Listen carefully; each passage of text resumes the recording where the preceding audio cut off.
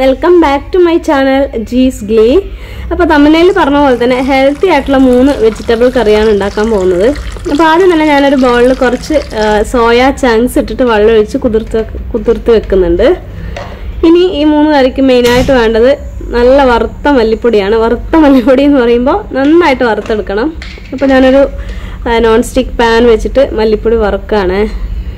അപ്പോൾ കട്ടകളൊക്കെ അടച്ചിട്ട് കറക്റ്റ് ഈ മല്ലിപ്പൊടി വറുക്കുമ്പോൾ എപ്പോഴും ലോ ടു മീഡിയം ഫ്ലെയിമിൽ വെച്ചിട്ട് നന്നായിട്ട് വറുത്തെടുക്കണം. ജസ്റ്റ് ഒന്ന് ചൂടാക്കിയാൽ പോരാ,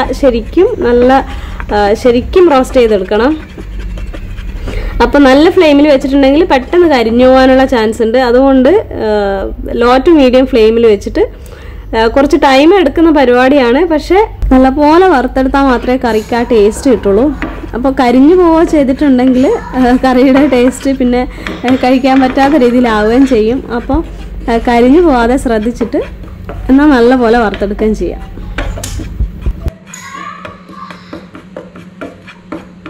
ഞാനിവിടെ ഫ്ലെയിം ഓഫ് ചെയ്തു. ഇനിയിപ്പോൾ ബാക്കി ആ പാത്രത്തിൻ്റെ ചൂടിൽ കുറച്ചുകൂടെ ഒന്നുകൂടെ ആവും.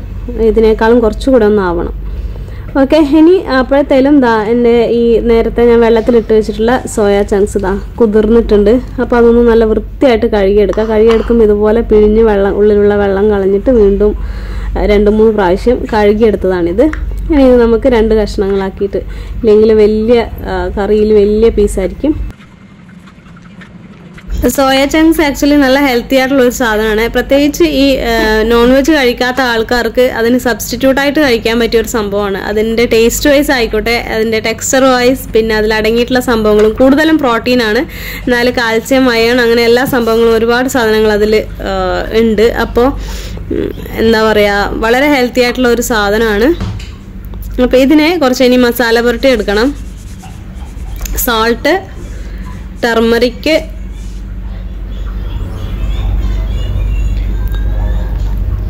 ചില്ലി പൗഡർ,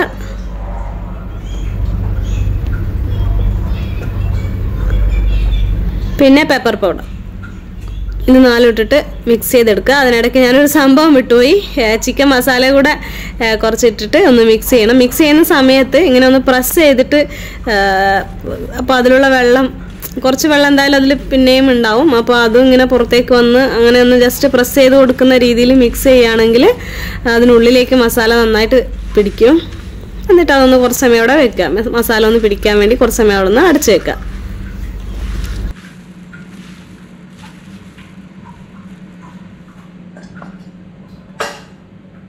അടുത്തത് ഇതിന് വേണ്ട വെജിറ്റബിൾസ് ഞാൻ കട്ട് ചെയ്തെടുക്കാൻ പോവാണേ. അപ്പോൾ വേണ്ടത് എന്തൊക്കെയാണെന്ന് വെച്ചാൽ ഉരുളക്കിഴങ്ങ്, തക്കാളി, പച്ചമുളക്, ഉള്ളി. ഇനി ഇതൊക്കെ കട്ട് ചെയ്തെടുക്കണം. അപ്പോൾ ഇത് 4 ഞാൻ കട്ട് ചെയ്തെടുത്തിട്ടുണ്ട്.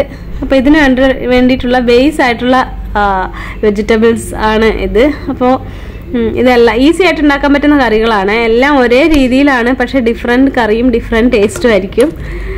അപ്പോൾ ഇതെല്ലാം കൂടെ ഒരു കുക്കറിലിട്ടിട്ട് ജസ്റ്റ് ഒന്ന് വേവിച്ചെടുക്കാം, മസാലയും കൂടി ഇട്ടിട്ട്. ഉരുളക്കിഴങ്ങ്, ഉള്ളി, തക്കാളി, പച്ചമുളക്, അതിൻ്റെ കൂടെ ഇനി മസാല ഇടേണ്ടത് സാൾട്ട്,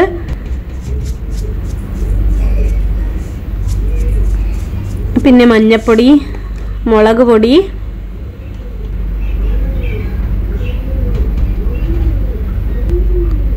അത് കഴിഞ്ഞിട്ട് നേരത്തെ നമ്മൾ വറുത്ത് വെച്ചിട്ടുള്ള മല്ലിപ്പൊടി കുറച്ച് നന്നായിട്ട് തന്നെ മല്ലിപ്പൊടി വേണം. പച്ചമുളക് വേണമെങ്കിൽ ഇനിയും എരിവ് വേണ്ടവർക്ക് ഇടാം കേട്ടോ. ഞാനിവിടെ എനിക്ക് കുട്ടികൾക്കൊക്കെ കൊടുക്കേണ്ടതുകൊണ്ട് ഞാൻ എരിവൊക്കെ കുറച്ച് അഡ്ജസ്റ്റ് ചെയ്തിട്ട് ഇടാറുള്ളൂ. അപ്പോൾ അതൊക്കെ നിങ്ങളുടെ ടേസ്റ്റിനനുസരിച്ചിട്ട് മുളക് പൊടിയും പച്ചമുളകൊക്കെ കുറച്ച് കൂടുതൽ ഇട്ട് കൊടുക്കാം.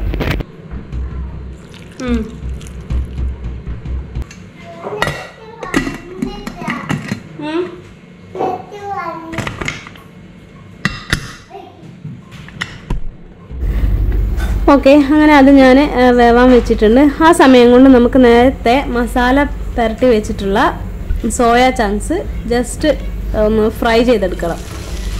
ഒരുപാട് എണ്ണയിൽ ഫ്രൈ ചെയ്യുന്നു വേണ്ട, കുറച്ച് ഓയിൽ ഒഴിച്ചിട്ട് ഒന്ന് ഫ്രൈ ചെയ്തെടുത്താൽ മതി. കൂടെ തന്നെ ഇതിനാവശ്യമുള്ള ഒന്നാണ് പുഴുങ്ങിയ മുട്ട. അപ്പോൾ ഇത് ചെയ്യുന്ന സമയത്ത് തന്നെ അപ്പുറത്ത് വേണമെങ്കിൽ എത്ര മുട്ട കറിക്ക് ആവശ്യമുണ്ടോ അത്രയും മുട്ട പുഴുങ്ങാനും കൂടെ വെക്കാവുന്നതാണ്.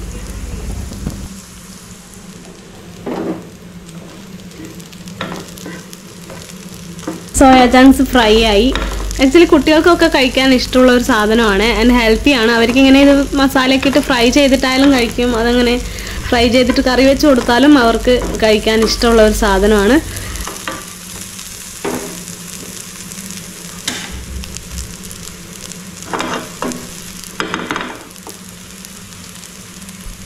ഓക്കെ, ഇനി ഇതിനാവശ്യമുള്ള ഈ കറികൾക്ക് ആവശ്യമുള്ള തേങ്ങ അരച്ചെടുക്കണം. മിക്സിയിൽ നന്നായിട്ട് അരച്ചെടുക്കേണ്ടതാണ്. അപ്പോൾ അതിന് വേണ്ടിയിട്ട് ഒരുപാട് തേങ്ങയൊന്നും ആവശ്യമില്ല.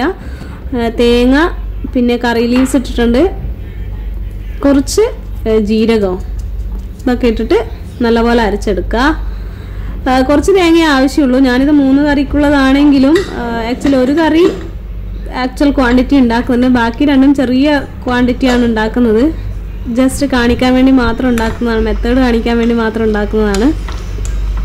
അപ്പോൾ ഇത് നമ്മൾ ഒരു കറി മാത്രം ഉണ്ടാക്കുന്ന സമയത്ത് അതിനനുസരിച്ചിട്ടുള്ള അളവായിരിക്കണം എടുക്കേണ്ടത്. അപ്പോൾ ഇത് വെന്തിട്ടുണ്ട്. ആക്ച്വലി ഞാനിതിലേക്ക് തേങ്ങ ചേർക്കാൻ കുറച്ച് വൈകി. ഇടയ്ക്ക് എൻ്റെ ക്യാമറ ബാറ്ററിയൊക്കെ ഓഫായി പോയിട്ട് വൈകിപ്പോയി.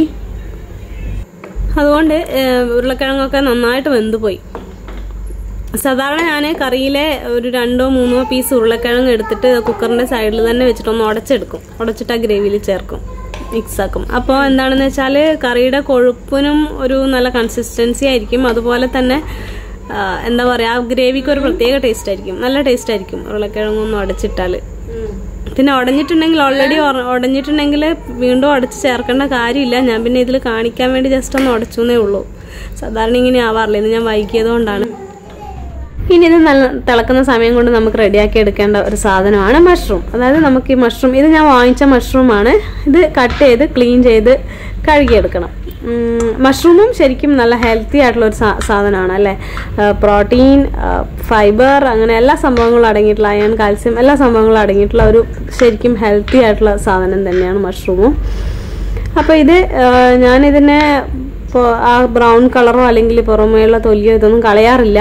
ഇതിപ്പോൾ ജസ്റ്റ് എന്തെങ്കിലും കച്ചറ അങ്ങനെ എന്തെങ്കിലും എനിക്ക് തോന്നുകയാണെങ്കിൽ ആ ഭാഗം മാത്രം ഒന്ന് കട്ട് ചെയ്ത് കളയും, അല്ലെങ്കിൽ അതുപോലെ തന്നെ ജസ്റ്റ് പീസാക്കി എടുക്കുക ചെയ്യാറുള്ളൂ. എന്നിട്ട് വൃത്തിയായിട്ട് കഴുകിയെടുക്കും. ആദ്യം ഒന്ന് വെള്ളത്തിൽ നന്നായിട്ട് കഴുകിയെടുക്കും, പിന്നെ മഞ്ഞപ്പൊടി ഇട്ടിട്ടും കൂടെ കഴുകിയെടുക്കും. ഇത് കൃഷി ചെയ്തുണ്ടാക്കുന്ന മഷ്റൂമാണ്, ഞാൻ വാങ്ങിച്ചതാണ്. നമ്മുടെ നാട്ടിലാണെങ്കിൽ നമുക്ക് മഴക്കാലത്തൊക്കെ പറമ്പത്ത് തന്നെ പൊട്ടിച്ചെടുക്കാൻ ചില സമയത്ത് കുമിൾ ഇങ്ങനെ മുളച്ച് വരുമല്ലോ, അതല്ല ഇത്. അപ്പോൾ ഇനി വൃത്തിയായിട്ടൊന്ന് കഴുകിയെടുക്കുക, വെള്ളത്തിൽ നന്നായിട്ട് കഴുകിയെടുക്കുക. അപ്പോൾ അതിന് മുകളിലുള്ള പൊടിയും കച്ചറയും അങ്ങനെ എന്തൊക്കെ ഉണ്ടെങ്കിൽ അതൊക്കെ പോയി കിട്ടും. അതിന് ശേഷം ഒരു മഞ്ഞപ്പൊടിയും കൂടെ ഇട്ട് കഴുകിയെടുത്താൽ റെഡി.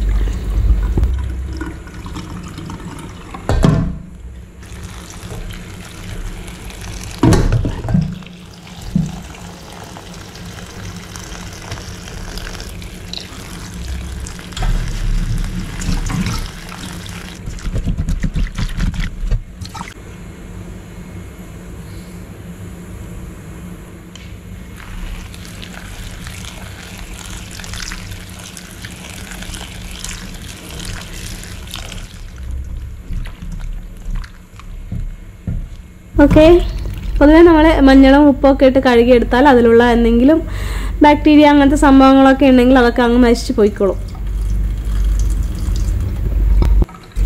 ഇനി പോയാലില്ലെങ്കിലും അങ്ങനെ ഒരു വിശ്വാസം ഉള്ളതുകൊണ്ട് നമുക്ക് മനസ്സിനൊരു തൃപ്തി ഉണ്ടാവും. ആക്ച്വലി വിശ്വാസം മാത്രമല്ല, സത്യമാണ്. നമ്മളിപ്പോൾ മുറിവിലൊക്കെ നമ്മൾ മഞ്ഞൾ ഇടാറില്ലേ, നാട്ടുവൈദ്യം എന്ന് പറയുമ്പോഴത്തേലും മുറിവിലൊക്കെ മഞ്ഞളൊക്കെ ഇട്ട് കഴിഞ്ഞാൽ അത് ഉണങ്ങുന്ന എന്നുകൊണ്ടാ, പഴുക്കാത്ത എന്നുകൊണ്ടാ, മഞ്ഞളിൻ്റെ ആ ഒരു ഗുണം കൊണ്ട് തന്നെയല്ലേ. ഓക്കെ, അപ്പോൾ അതാ 3 കറിക്കും വേണ്ടിയുള്ള ബേസ് ഇവിടെ റെഡിയായി കഴിഞ്ഞു. അപ്പോൾ ഇതിൽ നിന്നാണ് ഇനി 3 കറി ഉണ്ടാക്കാൻ പോകുന്നത്. ഇത് ഞാനിപ്പോൾ 3 പോർഷൻസ് ആക്കി എടുത്തിട്ട്, ഉപ്പ് കുറവായതുകൊണ്ട് കുറച്ച് ഉപ്പിടുന്നുണ്ട്, 3 പോർഷൻസ് ആക്കി എടുത്തിട്ട് 3 കറി ഉണ്ടാക്കും. അപ്പോൾ ഇതാണ് ബേസ് കറി. ഫസ്റ്റ് കറിക്ക് വേണ്ടിയിട്ടുള്ള പോർഷൻ ഞാനിവിടെ കുക്കറിൽ തന്നെ കുറച്ചവിടെ വെച്ചിരിക്കുകയാണ്. ബാക്കി 2 എണ്ണത്തിന് വേണ്ടിയുള്ളത് ഞാൻ മാറ്റി വെച്ചിട്ടുണ്ട്. അതിനകത്തേക്ക് നേരത്തെ കഴുകി വെച്ചിട്ടുള്ള മഷ്റൂംസ് ആഡ് ചെയ്യാണ്. ഞാൻ ഫ്ലെയിം ഓൺ ചെയ്തിട്ടുണ്ട്, കറി തിളച്ചുകൊണ്ടിരിക്കുകയാണ്. അതിലേക്കാണ് മഷ്റൂം ആഡ് ചെയ്യുന്നത്. എന്നിട്ടൊന്ന് ജസ്റ്റ് മിക്സ് ചെയ്ത് കൊടുക്കുക. പിന്നെ എന്നിട്ട് അടച്ചു വെച്ച് വേവിക്കുക. ഈ സമയത്ത് ജസ്റ്റ് ഒന്ന്, അല്ലെങ്കിൽ ഇത് വെന്ത ശേഷം ആയാലും മതി, ഉപ്പൊന്ന് ചെക്ക് ചെയ്യുന്നത് നല്ലതായിരിക്കും. കാരണം മഷ്റൂമും കൂടെ ആഡ് ചെയ്യുമ്പോഴത്തേലും അതിൻ്റെ സോൾട്ടിലൊക്കെ വേരിയേഷൻ വന്നിട്ടുണ്ടാവും. ആ സമയം കൊണ്ട് നമുക്ക് ഈ കറിക്ക് ഫൈനലായിട്ട് വറവിടാനുള്ള അല്ലെങ്കിൽ താളിച്ച് ചേർക്കാനുള്ള, പല സ്ഥലത്തും പലതായിരിക്കും പറയുന്നത്, അപ്പോൾ അതിന് വേണ്ടിയിട്ടുള്ള ഉള്ളി കട്ട് ചെയ്ത് റെഡിയാക്കി വെക്കുകയാണ്. പിന്നെ ഈ മഷ്റൂം കറിയുടെ കാര്യത്തിൽ സ്പെഷ്യലായിട്ട് പറയാനുള്ളത്, ഞാനിതിൽ ചേർത്തത് സാധാ നോർമൽ തേങ്ങയാണല്ലോ. അതിന് പകരം തേങ്ങ നമ്മളൊന്ന് റോസ്റ്റ് ചെയ്തിട്ട് ഇത് ഞാൻ ഓഫ് ചെയ്ത് തിളച്ച് കഴിഞ്ഞ ശേഷം എന്നിട്ട് അതിനകത്തേക്ക് കുറച്ച് കറിവേപ്പില ചേർക്കുകയാണ്. ഞാൻ അവസാനം എപ്പോഴും കറിവേപ്പില ചേർക്കും അതിൻ്റെ ഒരു ഫ്ലേവറിന് വേണ്ടിയിട്ട്. എന്നിട്ട് ഫ്രൈ ചെയ്യാൻ വേണ്ടിയിട്ട് ഇതാ ചെറിയൊരു പാനാണ്, അതിനകത്തേക്ക് ഉള്ളി ഇടുകയാണ്.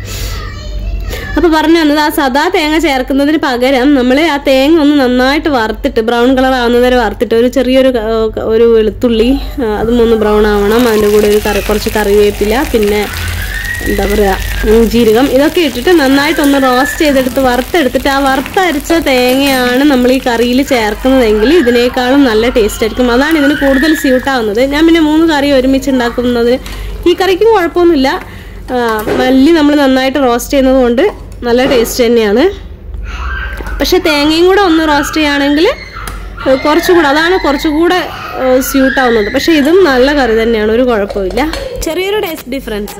അപ്പോൾ അത് അടച്ചു വെച്ചു. ഇനി നെക്സ്റ്റ്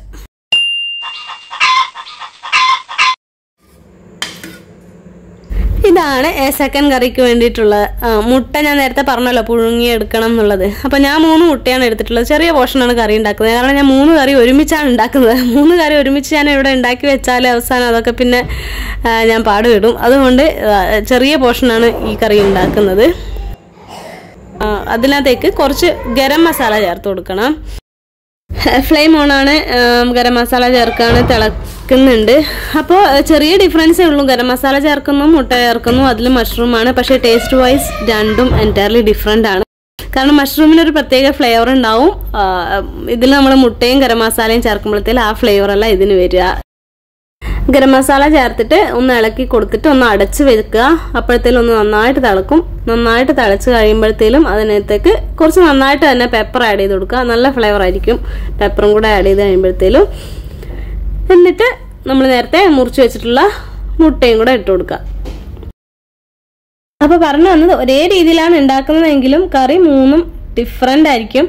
പിന്നെ ആദ്യത്തെ കറി എന്ന് പറയുന്നത് മഷ്റൂം കൊണ്ടുള്ള കറി എന്ന് പറയുന്നത് ചോറിനാണ് സ്യൂട്ടാവുന്നതെങ്കിൽ ഈ കറി എന്ന് പറയുന്നത് അപ്പത്തിനാണ് ശരിക്കും സ്യൂട്ടാവുന്ന കറി. അതുപോലെ അടുത്ത കറി ഉണ്ടാക്കാൻ പോകുന്നത് ചപ്പാത്തിക്ക് ബെസ്റ്റ് കോമ്പിനേഷനാണ്. അതിൽ യാതൊരു ഡൗട്ടും ഇല്ല. നിങ്ങൾ ഉണ്ടാക്കിയൊന്ന് കഴിച്ചു നോക്കണം. നല്ല ബെസ്റ്റ് കോമ്പിനേഷനാണ് ചപ്പാത്തിക്ക്. അപ്പോൾ ഒരുമിച്ച് വേണമെങ്കിൽ നമുക്ക് ഈ 3 കറി ഉണ്ടാക്കാം.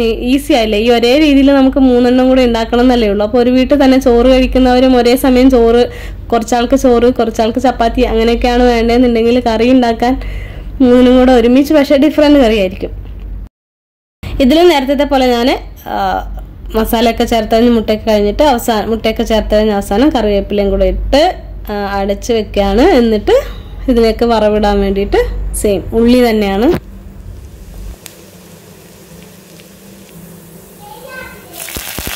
കറിവേപ്പില കഴുകിയതിൻ്റെ വെള്ളം നന്നായിട്ട് അതിലുണ്ട്. അത് ഞാൻ അത്ര ശ്രദ്ധിച്ചിട്ടില്ല, കളഞ്ഞിട്ടില്ല. അതുകൊണ്ടാണ് ഇങ്ങനെ തെറിക്കുന്നത്. ഇതിനകത്തേക്ക് ഒരു വറ്റൽമുളകും കൂടെ ഇട്ട് കൊടുക്കുക. 1 2 വറ്റൽമുളകും കൂടെ ഇട്ട് കൊടുക്കുക. അതും കൂടെ ആയ ശേഷം കറിയിലേക്ക് ചേർക്കുക. എന്നിട്ട് അടച്ചു വെക്കുക.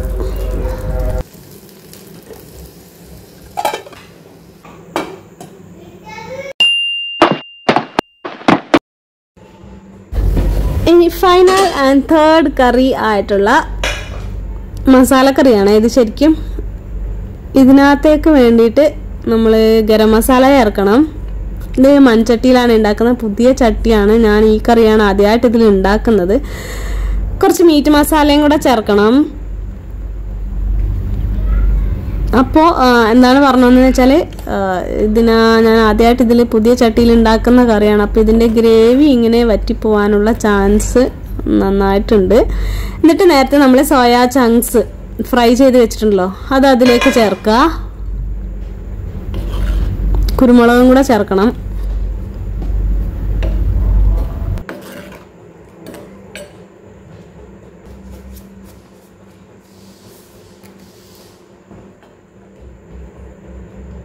ഉപ്പ് കുറവായതുകൊണ്ട് ഞാൻ കുറച്ച് ഉപ്പിട്ടിട്ടുണ്ട്. കുരുമുളകും കൂടെ ചേർക്കാണ്.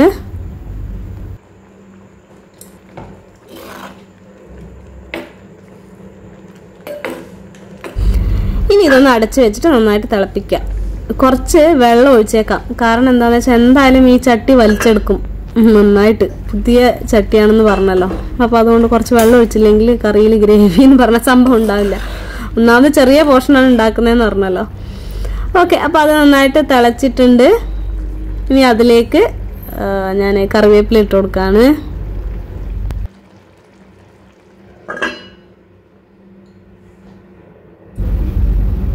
സെയിം വറവിന് വേണ്ടിയിട്ട് എണ്ണ ഒഴിച്ചു, ഉള്ളി ഇട്ടു.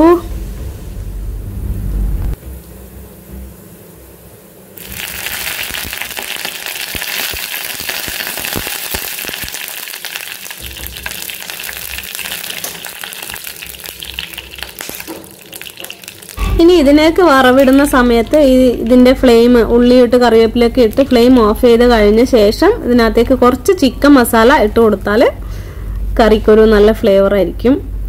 മസാലക്കറിയാണ്, പക്ഷെ ഈ നമ്മൾ സോയാ ചങ്ക്സ് വെച്ച് ഉണ്ടാക്കുമ്പോൾ കുറച്ച് ചിക്കൻ മസാല അതിന് ഫ്രൈ ചെയ്യുന്ന സമയത്ത്, ഇതുപോലെ വറവിടുന്ന സമയത്ത് നമ്മൾ കുറച്ച് ഇട്ട് കൊടുത്തു കഴിഞ്ഞാൽ നല്ല അടിപൊളി ടേസ്റ്റ് ആയിരിക്കും. അപ്പോൾ 3 കറിയും റെഡി. അങ്ങനെ ഒറ്റ സ്ട്രെച്ചിൽ 3 കറി റെഡി ആയിട്ടുണ്ട്. 3 ഡിഫറെന്റ് ടേസ്റ്റുള്ള കറിയുമാണ്. അതുപോലെ 3 very rich in protein, low in calories, അങ്ങനെ ഫൈബർ, കാൽസ്യം, അയൺ ഇതൊക്കെ അടങ്ങിയിട്ടുള്ള വെരി ഹെൽത്തി കറിയാണ്. ഈ മഷ്റൂം കറി ചോറിനും, മുട്ടയുള്ളത് അപ്പത്തിനും, അതുപോലെ ഈ സോയ കറി ബെസ്റ്റ് കോമ്പിനേഷൻ ഫോർ ചപ്പാത്തിയാണ്. എല്ലാവരും ഇതൊക്കെ ട്രൈ ചെയ്ത് നോക്കുക, കമന്റ് ചെയ്യുക. പിന്നെ ചാനൽ സബ്സ്ക്രൈബ് ചെയ്യാത്ത സബ്സ്ക്രൈബ് ചെയ്യുക. Take care, by.